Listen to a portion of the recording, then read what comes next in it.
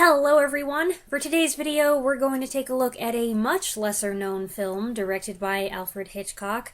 This is a rare event where I am discussing a Hitchcock movie I had never seen before. I think it's happened only twice previously in over 30 episodes of this series. The film is Under Capricorn, released in 1949. It stars Ingrid Bergman, Joseph Cotten, woo-woo, and Michael Wilding, and it's set in New South Wales, Australia, in 1831. Wilding plays Charles Adair, the young Irishman newly arrived in Sydney looking to make his fortune. He crosses paths with Joseph Cotten's Sam Flusky, a big-time property owner with a sketchy past who's shunned by the Sydney swells despite being the richest man in town. Against the advice of his cousin, the governor, Adair goes to dinner at Flusky's mansion, where Flusky's wife, Lady Henrietta, Ingrid Bergman, makes a rare but scandalous appearance.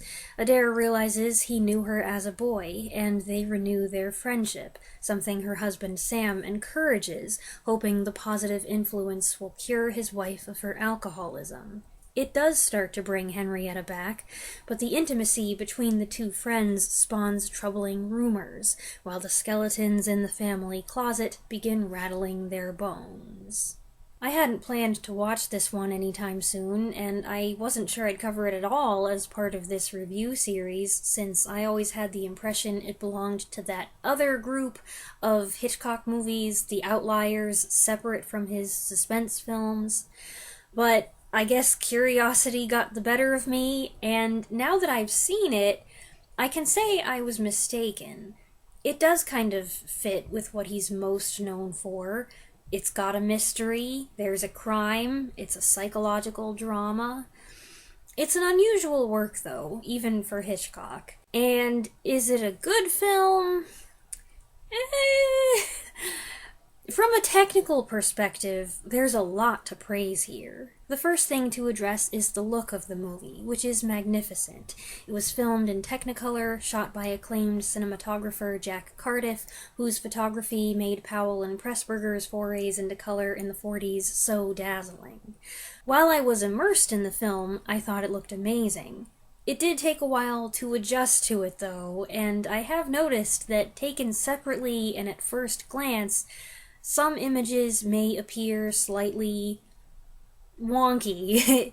It reminded me of those old film clips you might see on social media where an uploader has tweaked the saturation or added a filter and it just looks slightly off, slightly wrong, a little bit too artificial.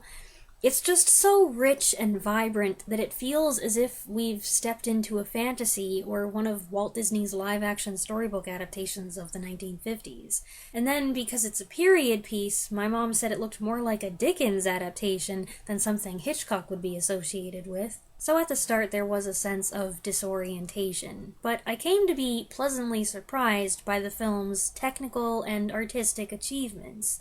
This was preceded by Rope, Hitchcock's first Technicolor film, and in Under Capricorn a year later, he again experimented with long shots and lengthy scenes performed in a single take. Examples of these are too numerous to list, but there is one scene that stands out that surpasses the length of any shot, any scene in Rope, where Henrietta divulges secrets of her past to Adair.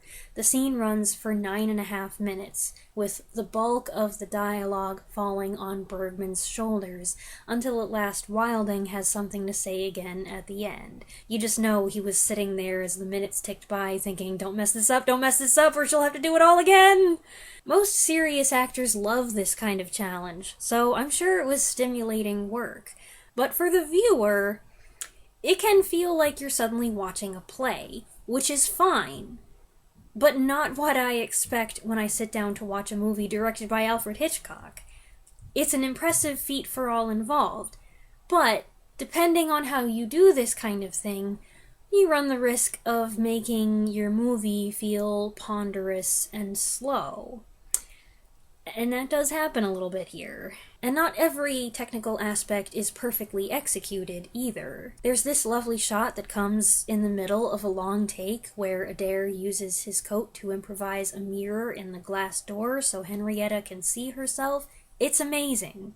But there's also this ham-fisted shot where Wilding holds an invitation out for the camera, and it's so awkwardly done. And as wowing as the vivid color, the smooth camera work, the attractive scenery, the detailed costumes, etc. are, the story itself and the writing don't exactly measure up.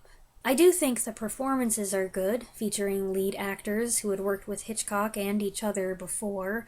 Hitchcock worked with Cotton in 1943's Shadow of a Doubt, my favorite, and with Bergman on 45's Spellbound and 46's Notorious, while she and Cotton worked together under director George Cukor in 1944's Gaslight, for which Bergman won her first Oscar.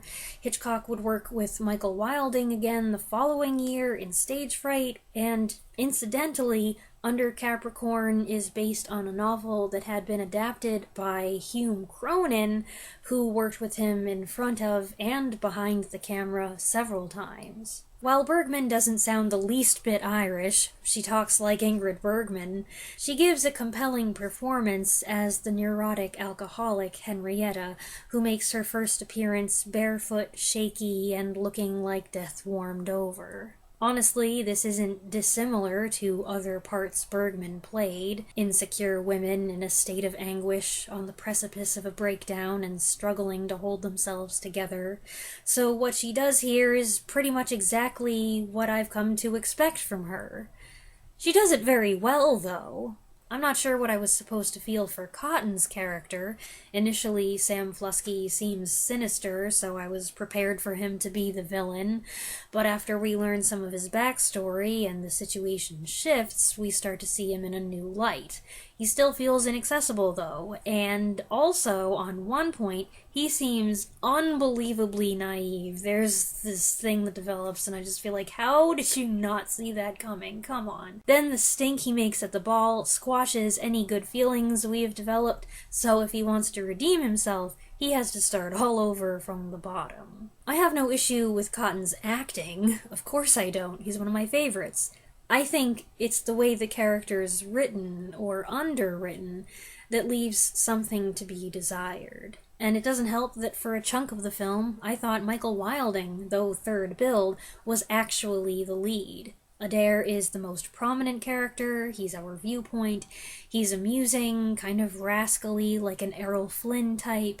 He seems to be the guy we're expected to latch onto and root for to rescue Henrietta and save the day. But the more I got to know him, the less I liked him. He's kind of slick and frivolous, and he steps out of line, which made me question his intentions, a suspicion that became justified when he sees the married couple warming up to each other again and is miffed. From that first jealous moment on, Adair, to me, becomes increasingly self-righteous, uppity, presumptuous. He's no longer likable the way he was before.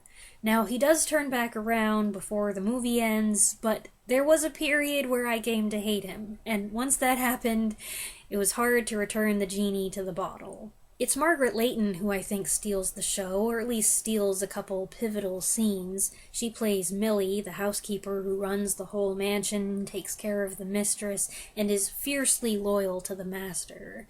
She's a bit spooky, with a vicious streak. We see that early on. Not quite on a Mrs. Danvers level of devotion, but give her time and she'll get there.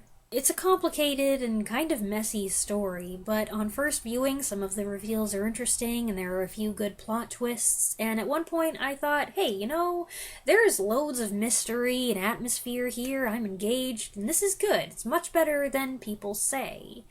But then the mystery takes a backseat to melodrama.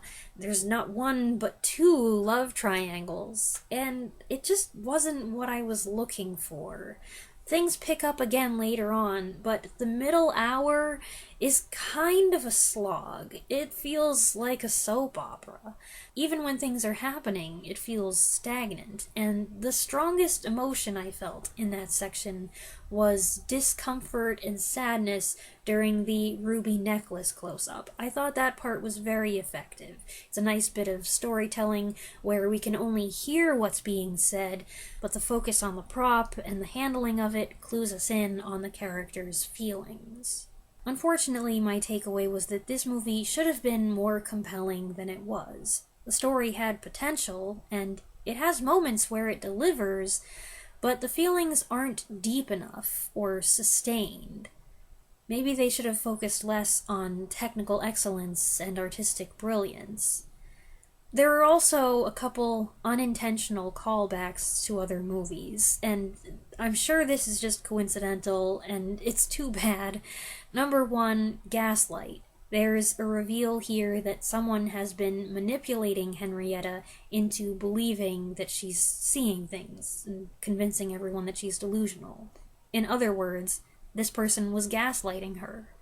Number two, Notorious. There's a moment when she's semi-conscious by the bed and aware of something going on in the room, but unable to do anything about it. I couldn't help seeing the Notorious connection. It wouldn't have happened if they hadn't cast Ingrid Bergman. I was satisfied with the way the story resolved, but getting there wasn't an altogether fulfilling experience. Gorgeous visuals and impressively long and smooth takes could only carry me so far. I will say this, I did benefit from a second viewing. I gleaned more from the exposition, I appreciated some humorous bits of business from Wilding, I caught some small details and foreshadowing that I had missed. Unlike other Hitchcock movies, it's not one that I can see myself wanting to revisit every half a dozen years, but repeat viewings can yield some good nuggets. To everyone's disappointment, Under Capricorn was a box office flop, partly because it wasn't the thriller audiences thought they were getting, and partly because scandal was erupting in Ingrid Bergman's personal life, which tarnished her reputation and derailed her Hollywood career. It's almost always forgotten or dismissed in Hitchcock discussions. However, in years since, some viewers have rallied around it, advocating for its strengths and arguing that they may outweigh its shortcomings. I agree that the strengths should be given their due, and that the film probably doesn't deserve the harshest criticism and dismissals it's received. But while it's beautiful and stunning and impressive, and there are some strong scenes for the actors, when I evaluate it as a whole, I can't yet bring myself to say that it's more than just okay. And those are my thoughts on Under Capricorn. I hope you enjoyed this review. If you're one of the rare ones who has seen this movie, I am curious to hear your take on it, so please share what you think in the comments below, and I'll see you again next week. Thanks for watching.